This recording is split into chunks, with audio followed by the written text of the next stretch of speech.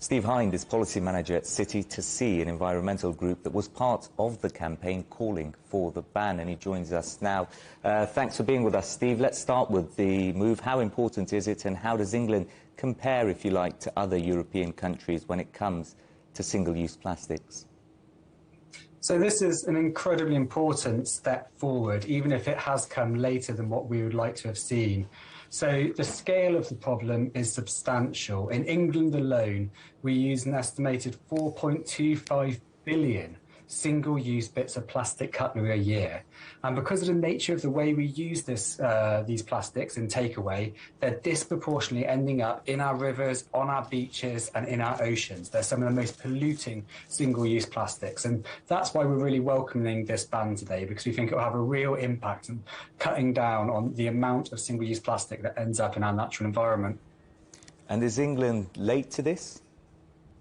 Very much so. So we've been calling for this as a campaign group now for a number of years. A comparable ban was introduced all across the European Union in July 2021. Scotland has already introduced a ban, and the Welsh ban, we believe, that's going to come in soon, is going to go further. It includes items like single-use plastic bags, which the ban in England doesn't include.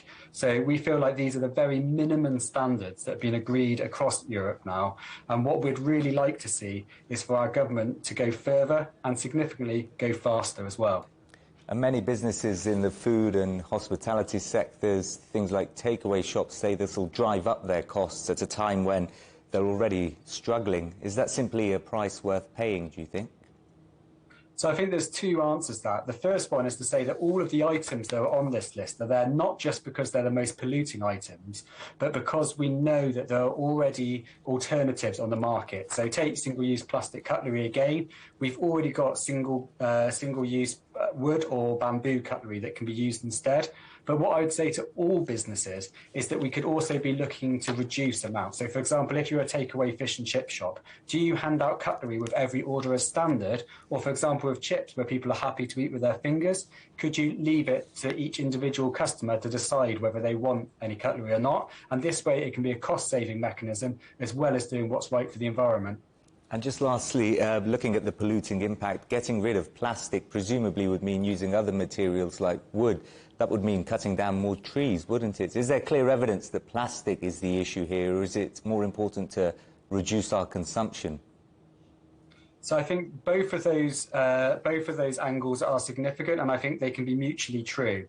So plastic is a significant problem in of itself. The way it breaks down into microplastics enters into our waste stream, and as your last report just hinted at in Turkey, but the wider social, economic and human rights impact that the plastics pollution is having. But you're right to suggest that what we can't afford to do is just swap out one single-use item for another. What we're looking for as environmentalists is a wholesale shift away from a single-use consuming society to one that moves towards a circular reuse society where refill and reuse become the norm. And then we massively up our recycling rates at the same time as well. So every individual item does have its own environmental impact, and that's why we need to be focusing more on reuse and refill rather than alternative single-use items. That's Steve Hynd, Policy Manager at environmental group City to Sea. Thanks, Steve.